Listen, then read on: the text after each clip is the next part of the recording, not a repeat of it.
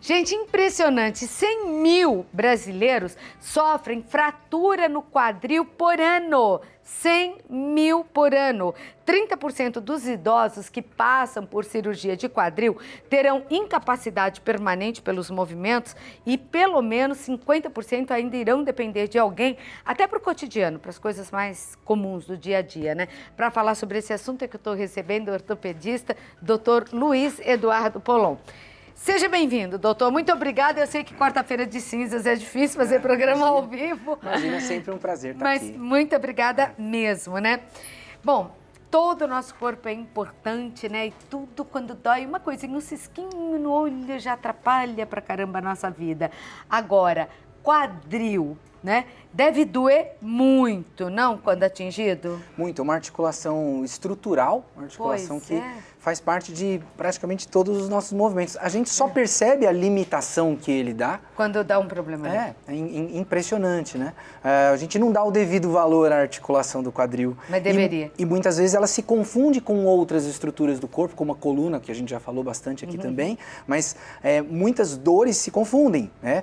Com cólicas de rim, por exemplo, às vezes você tem um problema no quadril e você está achando que é uma cólica renal. Mentira, pode ser? Sim, são regiões muito próximas, coluna lombar, quadril, pelve, região sacroilíaca atrás. Então, são articulações e regiões que se aproximam muito. Você não... Mas então deve doer muito, porque dizem que pedra no rim dói demais. É verdade, dói mesmo. Né? Estou falando como paciente, inclusive. É mesmo. Tem fotos aí pra gente mostrar, né? Tem Vamos sim. colocar pra gente mostrar essa estrutura aí do quadril. Exato. Então, assim, essa primeira foto mostrando exatamente onde é. Então, a minha avó, ela falava que é a escadeira, né? Ela chamava de escadeira. Então, o quadril é essa articulação coxofemoral, né? Articulação entre a bacia e o fêmur, tem a cabeça lá do fêmur, e a foto de baixo mostra de um lado só, do lado esquerdo ali, só o esqueleto e a saída ali do tradicional do nervo ciático, que todo mundo fala bastante. Que é o nervinho, aquele amarelinho ali, amarelo, ele é grossinho assim? Ele é grossinho assim porque ele é o encontro de todas as raízes da coluna, da região lombar. E ele sai lá da coluna, do bumbum? Ele sai da coluna lombar, passa por dentro desses músculos do bumbum, inclusive existe uma síndrome, né, onde ele fica apertado ali no músculo do bumbum e desce. E muitas vezes confunde. Você vê como ali o nervo é próximo da articulação do quadril mesmo, da juntinha do quadril, que está camuflada ali por aquele ligamento ciático, né? Das hérnias de disco e outros. E por que ele pode doer? Ele pode doer por compressão, seja lá na própria coluna, que a gente fala num outro tema, seja por um aperto por tendinites, inclusive uma delas a gente vai mencionar, que é a tendinite do piriforme, que é um dos músculos que recobrem o bumbum. Não é o músculo que dá o molde do bumbum, mas são músculos que estão lá dentro do quadril. E pode dar tendinite nesse? Tendinite, você acredita? A gente tem que ajoelhar todos os dias e agradecer a saúde a Deus, não é? Tem que agradecer. Imagina, tendinite. Tendinite no bumbum. Todo mundo fala só de tendinite nos braços, mas lá no corpo todo. Você tá com tendinite onde? No bumbum. Vamos falar, você tá de zoeira, né? Tendinite no bumbum? E é muito mais frequente. Outra. Muito mais frequente do que se imagina. Tá brincando? Muito frequente. Existem algumas atividades profissionais, quem anda muito, dançarino, por exemplo, quem fica muito tempo na mesma posição. Gente hoje com dor, viu? Cuidado com a tendinite no bumbum. Agora, voltando lá para o quadril, isso, né? A articulação do quadril. A articulação. Então, nós temos esse mesmo lado esquerdo coberto do lado direito. Isso aí. É a mesma como se eu estivesse coisa, cobrindo a capinha de músculo, exatamente. Tá, com a capinha. Vamos ver a próxima. Tem mais foto aí que... Isso. Aí eu já tô aproveitando e começando assim. Para os recém-nascidos, olha só.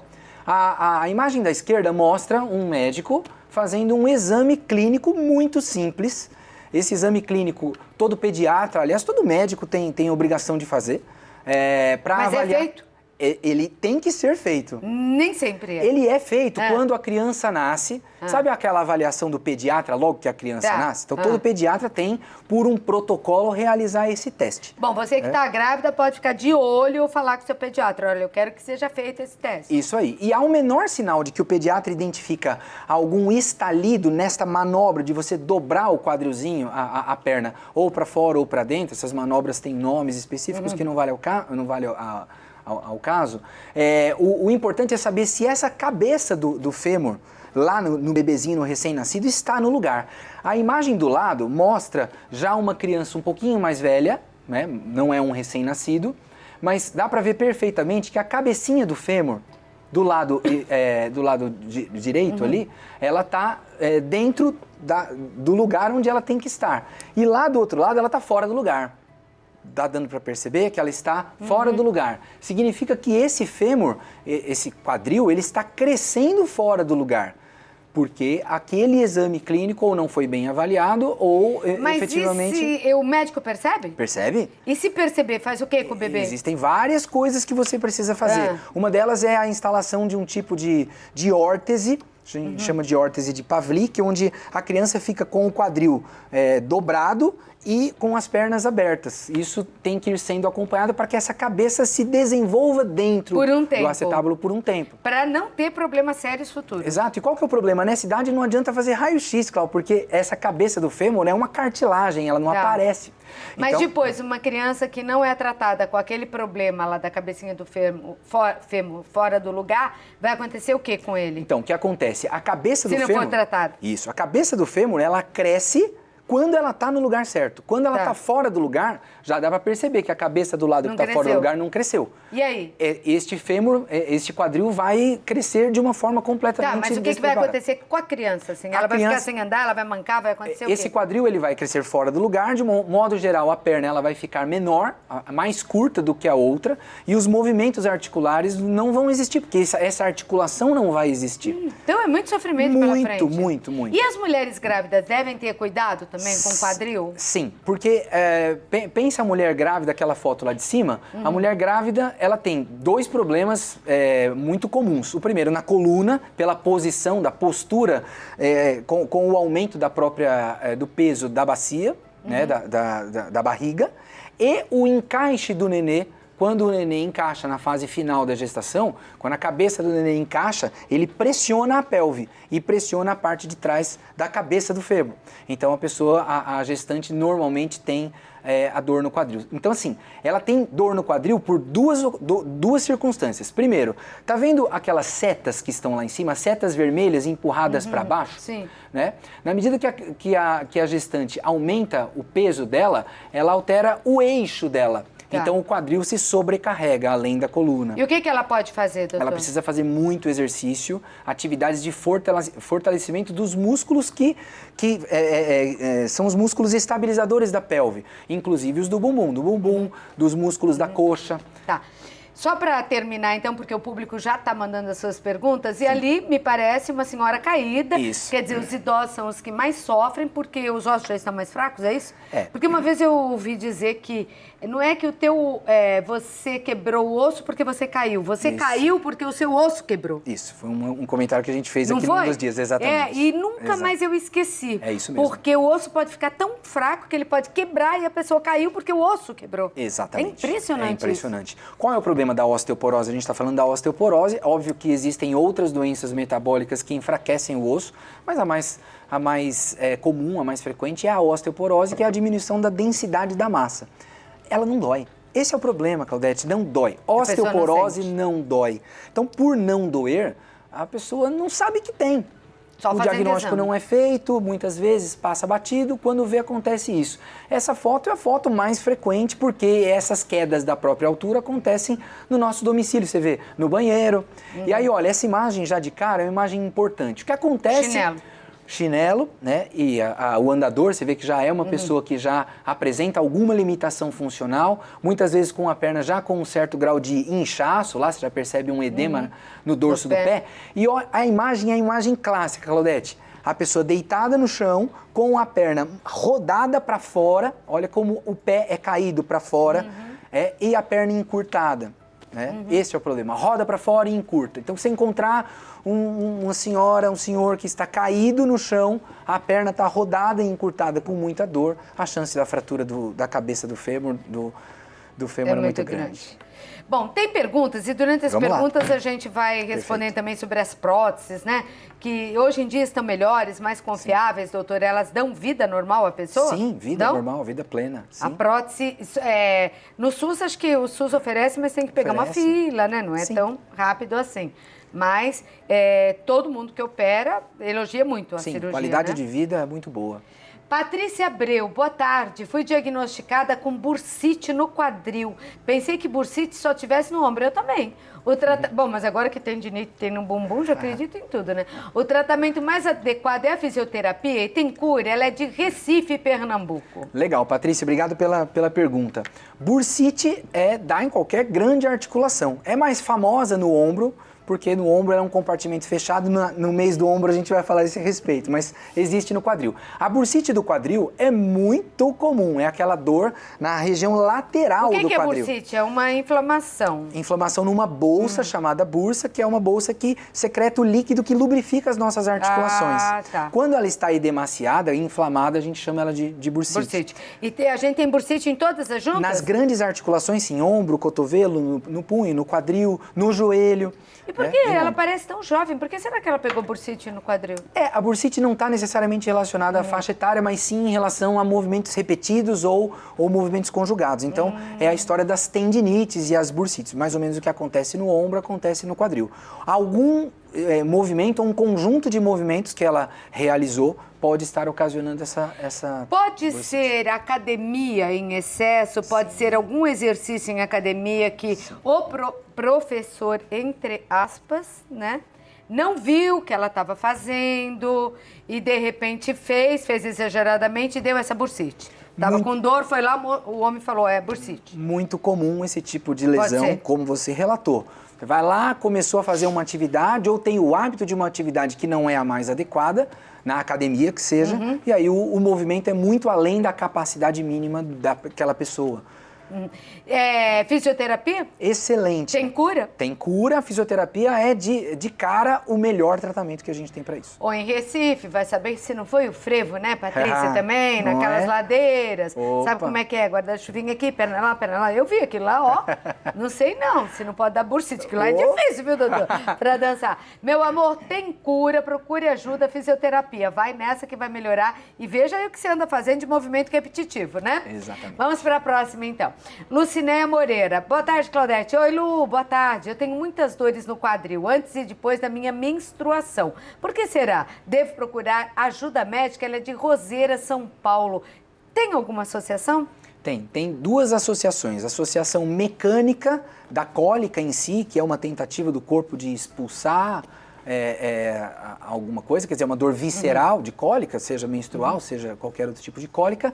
E tem a questão metabólica, hormonal, onde os níveis, os limiares de endorfina e outras estruturas diminuem o nosso limiar de dor. Então a pessoa sente mais dor porque os hormônios estão alterados nessa fase.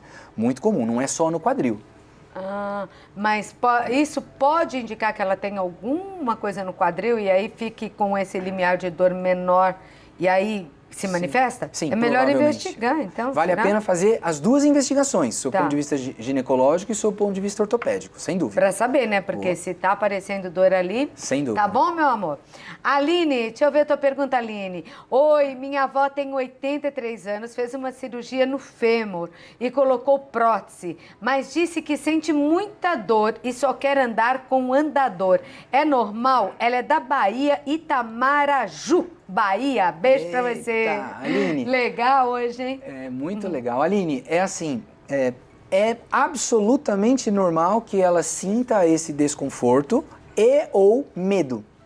Porque vamos pensar o seguinte... 83. Ela caiu, provavelmente da própria altura, estando em casa...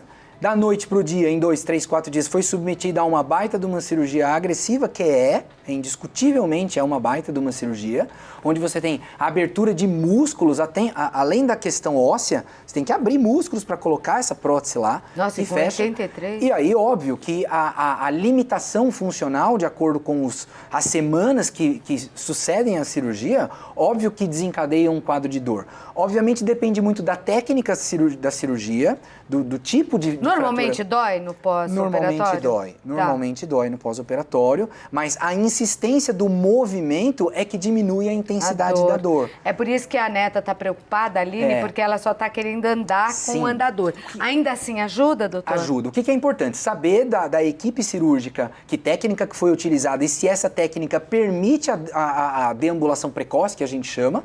Existem próteses, Claudete, que você precisa segurar um pouquinho para andar, para que aqueles parafusos, para que aquele sistema de fixação permita uma carga maior. Ou, em outros casos, não. Você cimenta e aquilo já está pronto para você andar. Depende muito da técnica, por isso que eu estou perguntando. Mesmo assim vai doer no começo? Mesmo assim vai doer no começo. Para qualquer pessoa? Um pouquinho vai doer. Para 83 anos, e junta ali um fator psicológico que eu acho que você comentou muito bem, que é o medo, né, gente? Fundamental. Você pega jogador de futebol, né, que se machuca, ele tem medo num pós-operatório, você imagina uma senhora de 83 anos. De 83 anos não é mole, não. Sim. Tá vendo, André? Se a gente vai cair da própria altura, ainda bem que nós somos baixinhos. Pelo menos não vamos cair lá de cima. Vamos pensar no positivo, né? Se não tiver de salto, né? Se tiver de salto, pegou. A Nilma, boa tarde. Oi, Nilma. Tenho muita dor no quadril, no cotovelo e no joelho. Eu sou diabética. Tenho que me preocupar? Não dá para conviver com dor, né, Nilma? Ela é de Cuiabá, Mato Grosso. Agora, viver com dor é muita junta para doer. Quadril, cotovelo, joelho. Não é? Quando a gente vê esse tipo de queixa, Nilma, a primeira coisa que chama a atenção é a quantidade de articulações que são a queixa principal. Quadril, cotovelo, joelho. É mais provável que haja uma relação entre esses quadros dolorosos do que a gente ficar investigando as articulações em separado. Então, ou alguma doença reumatológica, que a gente não pode esquecer, ou alguma doença hormonal também, metabólica, ou, eventualmente, sobrecarga nessas articulações que estejam fazendo com que ela esteja desenvolvendo esse quadro. Tem que se preocupar? Não apenas pela questão do diabetes, mas pela dor poliarticular que a gente chama. Porque não precisa ficar sentindo isso nos dias de hoje. Não é para sentir dor. Sentir essa dor hoje em dia nós temos até alguns anos atrás, até por lei, que cada hospital tenha uma clínica de dor, não é? Exatamente. E às vezes, se você dói e ninguém descobre qual é a dor, a clínica de dor tem que descobrir. Sim. Né? Em todos os hospitais tem, você tem que procurar, tem muitos médicos especialistas em dor. Equipes multidisciplinares. Não é? Para saber de onde vem essa dor. Sim. Às vezes tem que juntar muita gente não lá, né, doutor? É a Carla. Boa tarde, Claudete. Não perdemos um santo da receita. Amamos todos vocês. Poxa, que bom. Muito obrigada mesmo. Obrigada de coração. Eu e mamãe, dona Terezinha. A minha pergunta é, com quantos anos a pessoa deve ficar atenta a esse tipo de fratura? E quanto tempo é o tratamento? Ela é de Santo Amaro, lá do seu bairro. Minha vizinha lá da clínica. Da clínica. Santo Amaro, São Paulo. Beijo pra você, então, Carla. E pra dona Terezinha, um beijo. Agora, vai me dizer assim... Depois dos 50, dos 40, que a vida começa na farmácia, ou dos 50 que começa no hospital? O que é para falar aqui, Claudete? Fala a verdade, que a gente está preparado. Olha, de um modo geral, a partir do momento que você começa a ter problemas de metabolismo, né? Então, na mulher, o início da menopausa, você diminui a quantidade de cálcio e aí os problemas de osteoporose podem surgir. Então, 40 anos, na verdade, você já começa a ter esse tipo de problema. Com quantos anos a pessoa deve ficar atenta a esse tipo de fratura e quanto tempo é o tratamento? Então vamos por partes. Uma pessoa que se alimenta bem, uma pessoa que tem atividades físicas regulares, mesmo que tenha esse problema hormonal, tá bem na fita, como diz meu filho. Então tá bem na fita. Dá para ficar de boa. Quanto tempo é o tratamento? De que tratamento nós estamos falando? Tratamento de osteoporose? O tratamento de osteoporose ele é continuado, ele é acompanhamento contínuo. Porque para o quadril não há tratamento, o tratamento é cirúrgico, é isso? Nós não podemos confundir, Carla, artrose com osteoporose. A artrose é uma diminuição, uma diminuição da cartilagem, da superfície da articulação. Artrose. Osteoporose é uma perda da massa óssea. Minha avó chamava de tutano, o tutano do osso. Então, são doenças distintas.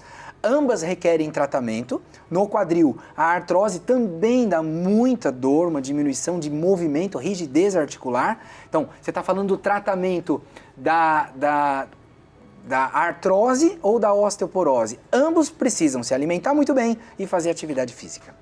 Sempre, né? Atividade física. Mas ficar de olho, quer dizer, ou seja, não descuidar da saúde... Já a partir dos 40, e não se preocupar com ela só lá nos 70, no 80. Agora, uma coisa que eu vou falar como dona de casa, acabe com os tapetinhos da dona Terezinha.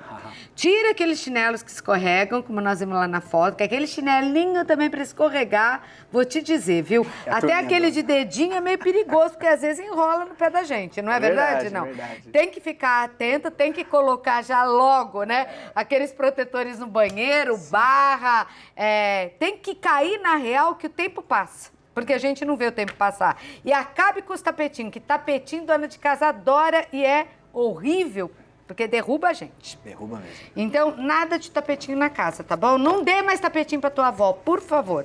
Doutor, mais alguma recomendação em relação ao quadril, então? As próteses estão modernas, estão boas, confiáveis. E é a solução? É a solução para as fraturas e para artroses em estágios avançados, né? Então, as próteses, hoje em dia, muita tecnologia, seja parafusada, seja cimentada, existe bastante tecnologia. Para prevenir a artrose, quer dizer, para postergar as próteses, existem muitos tratamentos, fisioterapia, acupuntura, infiltrações, falei do joelho sobre infiltração, e também vale para quadril, quer dizer, você injeta ácido graxo e com ácido graxo você posterga os processos degenerativos, você não tem como eliminar, mas você posterga os processos degenerativos, além de exercício, atividade física contínua para você fortalecer esses músculos. Ok? Gente, todo mundo na ativa aí, hein? Andando amanhã cedo, quero ver. 11 51 81 4333. De manhã, tá? Porque à tarde tem o nosso programa. Vamos caminhar de manhã, que é melhor, né, doutor? De manhã. Contatos do doutor Luiz Eduardo Polon, médico ortopedista que veio lá de São Paulo para bater esse papo com a gente. 11 São Paulo, então, 5181-4333 ou ainda 1138-4543. Uma boa tarde, muito obrigada. Obrigado, Claudete, mais uma vez. E um bom ano, né? Já que começa só depois do carnaval, tá começando.